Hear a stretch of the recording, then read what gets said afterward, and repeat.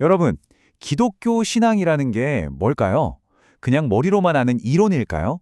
아니면 정말 우리 삶 속에서 직접 부딪히고 실천하는 걸까요? 이게 진짜 많은 분들이 평생 고민하는 질문이거든요. 오늘 이 얘기를 좀 깊이 해보려고 합니다. 여러분의 신앙은 지금 어디쯤 와 있는지 한번 같이 돌아보면 좋겠습니다. 자, 시작부터 좀 강한 말을 보여드렸는데요. 이 짐승 같은 놈아, 와. 만약에 누가 저한테 이런 말을 한다면 기분이 어떨까요? 굉장히 모욕적이죠? 그런데 말이죠. 이 강렬한 비난 속에 오늘 우리가 이야기할 이론과 실천이라는 주제에 아주 중요한 실마리가 숨어 있습니다. 네, 바로 이거요. 우리가 누구한테 짐승 같다고 말할 때 그 사람이 태어날 때부터 짐승이라는 뜻이 아니잖아요. 그렇죠? 그 사람의 존재, 뭐랄까 정체성 자체를 욕하는 게 아니라 그 사람이 한 행동을 비난하는 거란 말이죠. 그러니까 우리는 보통 그 사람이 누구다라는 것보다 그 사람이 무엇을 했느냐를 보고 판단한다는 겁니다. 이 미묘한 차이가 오늘 이야기의 진짜 핵심입니다. 자, 그럼 첫 번째 이야기로 들어가 볼까요? 이론은 있는데 실천은 없는 상태. 이걸 딱 한 단어로 표현하는 말이 있죠. 바로 장롱면허입니다. 이 장롱면허라는 비유로 우리 신앙을 한번 들여다보겠습니다. 아마 이 단어 듣고 내 얘긴데? 하고 뜨끔하신 분들 꽤 계실 거예요. 그쵸? 면허는 분명히 내 지갑 안에 있는데 정작 운전대를 잡고 도로에 나가본 적은 없는 그런 면허요. 이론적으로는 운전할 자격이 충분하지만 실제 행동으로는 전혀 이어지지 않는 바로 그 상태. 이게 바로 장롱면허죠. 자, 그럼 이 장롱면허라는 개념을 우리 신앙에 한번 그대로 적용해 볼까요? 나는 기독교인이라고 말하고 세례도 받았고 심지어 세례 증서도 서랍 안에 잘 간직하고 있어요. 그런데 만약에 내 삶에서 아무런 변화도 행동도 없다면 어떨까요? 혹시 내 신앙 고백이 나의 믿음이 그저 서랍 속 장롱면허가 되어버린 건 아닐까요? 한 번쯤 생각해 볼 문제죠. 그렇다면 이런 장롱면허 신앙 과연 괜찮은 걸까요? 그냥 믿습니다라고 말만 하면 되는 걸까요? 성경은 이 문제에 대해서 아주 날카롭고 직접적인 비유를 하나 딱 제시합니다. 바로 열매를 보고 나무를 안다는 이야기죠. 예수님의 비유는요, 굉장히 단순하고 명확한 원리에서 출발해요. 어떤 나무가 진짜 좋은 나무인지 알려면 뭘 봐야 할까요? 잎이 무성한지, 줄기가 굵은지 아니라는 거죠. 그 나무가 어떤 열매를 맺는지를 보면 안다는 겁니다. 성경은 이렇게 말해요. 좋은 나무가 나쁜 열매를 맺을 수 없고 나쁜 나무가 아름다운 열매를 맺을 수 없다. 너무 당연한 말 같죠? 그런데 이 당연해 보이는 비유가 아주 무서운 결론으로 이어집니다. 좋은 열매를 맺지 못하는 나무의 운명은 이미 정해져 있다는 거예요. 바로 찍혀서 불에 던져진다. 와, 정말 섬뜩하지 않나요? 이건 그냥 나무 이야기가 아니에요. 행동이 따르지 않는 믿음, 열매 없는 신앙의 마지막이 얼마나 비참할 수 있는지를 보여주는 강력한 경고인 셈이죠. 결국 이 나무와 열매 비유는 바로 우리 자신에게 하는 이야기인 겁니다. 입으로만 주님 믿습니다 하고 외치는 게 중요한 게 아니라는 거죠. 진짜 핵심은 뭐냐? 바로 아버지의 뜻을 행하는 것. 다시 말해서 삶으로, 행동으로 믿음을 증명해내는 실천에 있다는 뜻입니다.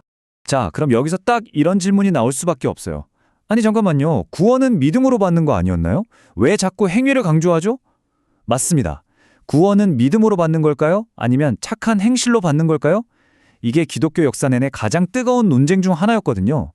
지금부터 이 믿음과 행위의 관계 한번 제대로 파헤쳐 보겠습니다.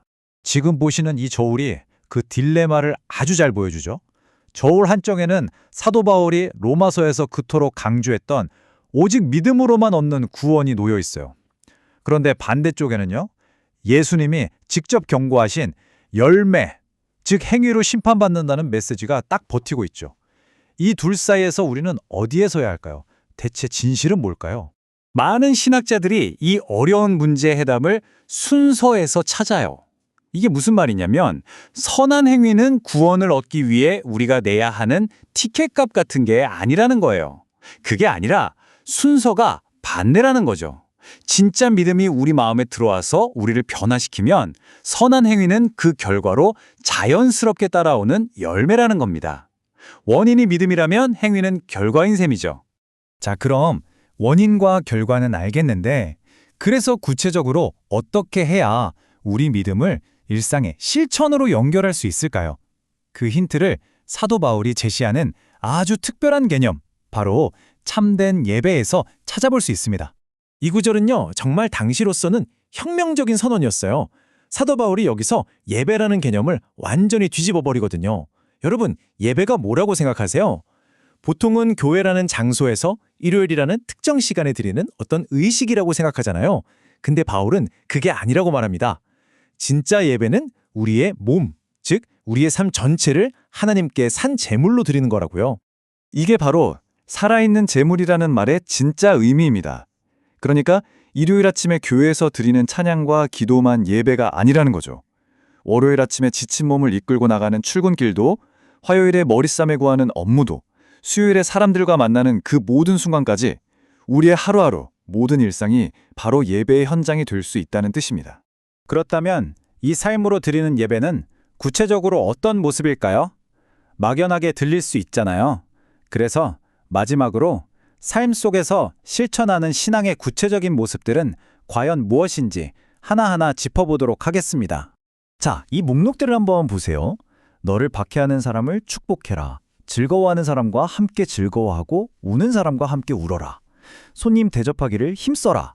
이 모든 행동들의 공통점이 뭘까요? 가만히 보면 전부 나의 울타리를 넘어서 다른 사람, 즉 타인을 향하고 있다는 걸 알 수 있어요.